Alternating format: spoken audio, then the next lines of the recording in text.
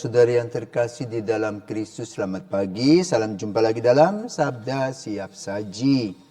Rabu 1 Oktober 2025, Pesta Santa Teresia dari kanak-kanak Yesus Perawan dan Pujangga Gereja. Marilah kita berdoa dalam nama Bapa dan Putra dan Roh Kudus. Amin. Cinta Kristus yang bernyala mengorbankan Teresia, yang mempersembahkan diri sebagai kurban sejati. Tiada yang diinginkan selain mencinta Tuhan dan membaktikan dirinya untuk mengabdi sesama. Sesudah menghadap Bapa tak lupakan dunia, namun tetap menghujankan mawar lambang rahmat Tuhan. Terpujilah Bapa bersama Putra dan Roh-Nya, yang memperkenalkan diri kepada yang rendah hati. Amin. Marilah berdoa. Allah Bapa kami, Engkau membuka kerajaan-Mu bagi orang kecil dan rendah hati. Semoga kami dengan tabah menempuh jalan kecil Santa Teresia, supaya kemuliaan-Mu Kau nyatakan kepada kami. Demi Yesus Kristus Putra-Mu dan pengantara kami yang hidup dan berkuasa bersama Bapa dalam persekutuan Roh Kudus sepanjang segala masa. Amin. Tuhan bersamamu dan bersama rohmu. Inilah Injil Yesus Kristus menurut Matius, dimuliakanlah Tuhan. Sekali peristiwa datanglah murid-murid kepada Yesus dan bertanya, siapakah yang terbesar dalam kerajaan surga? Maka Yesus memanggil seorang anak kecil dan menempatkannya di tengah-tengah mereka lalu berkata, Aku berkata kepadamu, sungguh jika kamu tidak bertobat dan menjadi seperti anak kecil ini, kamu tidak akan masuk ke dalam kerajaan surga. Sedangkan barang siapa merendahkan diri dan menjadi seperti anak kecil ini, dialah yang terbesar dalam kerajaan surga. Barang siapa menyambut seorang anak seperti ini, dalam namaku ia menyambut aku. Demikianlah sabda Tuhan, terpujilah Kristus. Bapak Ibu, saudara terkasih, selamat pagi. Hari ini adalah hari atau bulan yang baru, di mana kita memasuki bulan Rosario, bulan Maria.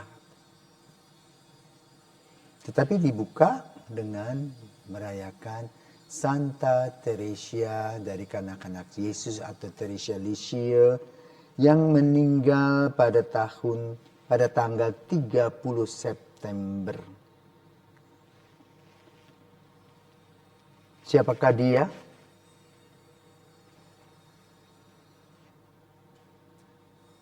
Teresia kecil atau si bunga kecil dikenal sebagai keluarga Lisieux, di mana ibunya Celine Martin dan Louis Martin bapaknya mempunyai anak semua perempuan. Dan yang paling bontot si Teresia ini. Ketika ia masih kecil, sang ibu meninggal. Maka kakaknya yang paling besar, Pauline, itulah yang mengurus adiknya.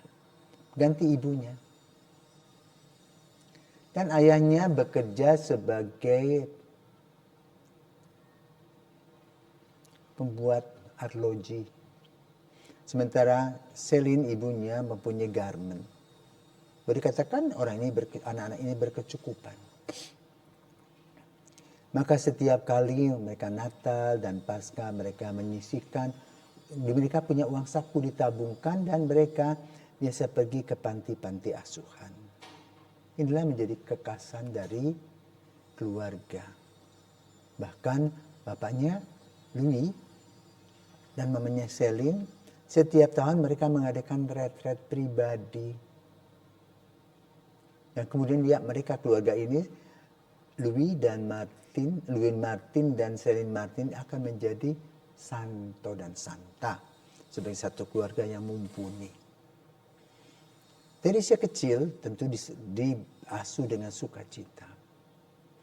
Namun kemudian ketika Pauline masuk biara Karmel, dia sakit. Tidak pernah sembuh, rindu.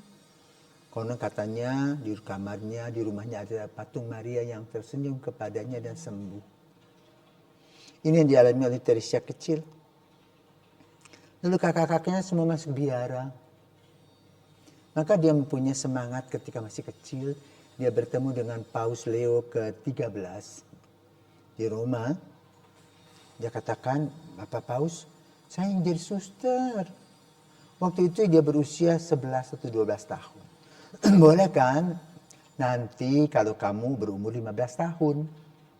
Dan janji itu dipegang oleh Teresia. Maka ketika berusia 15 tahun dia minta ngotot menjadi biara warti. Maka minta izin dari Leo ke-13 itu.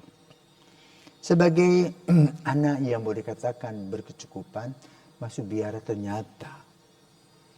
Pada awalnya dia melihat itu hidup membiara seperti gunung yang dari jauh indah. Tetapi ternyata waktu dihadapi, luar biasa. Dia diuji hatinya, cintanya kepada Yesus. Dan dia masuk biara tidak tahu apa-apa. Maka selalu dipindah sana, pindah sini, pindah sana, pindah sini. Namun dia bisa menulis. Karena mereka keluarga yang berkatakan berkecukupan, yang sekolah dan biasa menulis diary.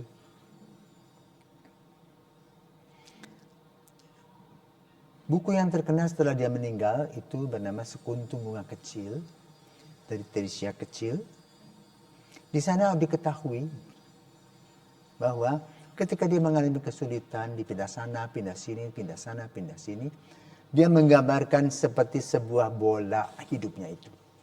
Dia katakan apa dalam tulisannya? Tuhan Yesus, tidak apa-apa aku jadi bolamu. Kau tenang ke sana, tenang ke sini. Yang penting engkau yang menendangku. Itulah sukacitaku dan cintaku kepadamu. Dia katakan hal yang luar biasa. Dia bisa mengolah kesulitan dengan hal-hal yang positif dan mengagumkan. Kemudian dia sakit TBC dan kemudian meninggal. Dalam usia yang muda, berusia 24 tahun. Tapi dalam 24 tahun ini sudah sesuatu dibuat luar biasa oleh Santa Teresia. Dan yang unik dari keluarga Licia ini, setelah anaknya yang paling kecil menjadi menjadi santa, orang tuanya juga menjadi santa bagi keluarga. Dan sekarang juga ada beberapa masih dipersiapkan. Kakaknya juga akan menjadi beata. Dan Teresia ini diangkat oleh gereja sebagai pelindung misi. Kecil-kecil sudah berpikir jauh ke depan. Ya. Nah, kembali pada Injil hari ini. Injil hari ini membicarakan anak kecil yang polos seperti Teresia itu. Dengan kepolosan itu kita berhadapan dengan kehidupan. Ya, tapi banyak serigala yang ada di depan kita. Maka hanya ada kekuatan yang luar biasa yang bisa melindungi kepolosan itu hanyalah Yesus. Yang telah dilaksanakan oleh Santa Teresia Licia atau kanak-kanak Yesus. Yang mana dia betul-betul rindu dan bersatu dengan Kristus.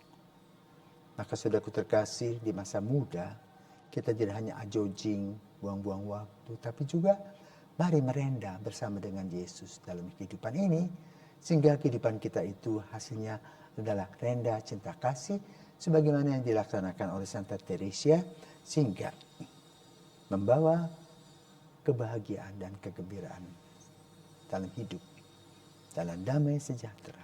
Tuhan memberkati. Amin. Santa Teresia, doakanlah kami.